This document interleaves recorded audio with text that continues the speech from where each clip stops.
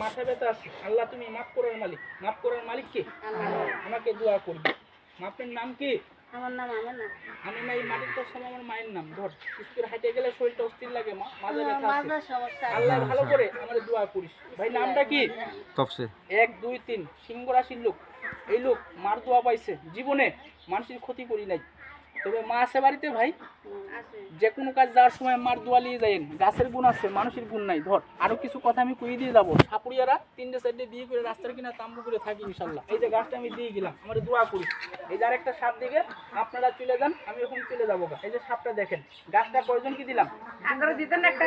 আপনারা কি মসজিদে দান করতে পারবেন? আর একটা দেন। 1 মিনিট, তাহলে সবাই একটু বিসমিল্লাহ পাঠ করে জায়গায় থেকে ডাইনাথকে আমাকে টান করে দেখান। ডাইনাথ কাল একজন ঘৃণা করছিল, হাত দেখাই নাই, এই মাটি ছুঁই করে সাপ দিয়ে বান মারছিলাম, ওর ক্ষতি হয়ে গেছিল। ওটা টান কর, এই যে টান কর বিসমিল্লাহ বলে দিয়ে যাই।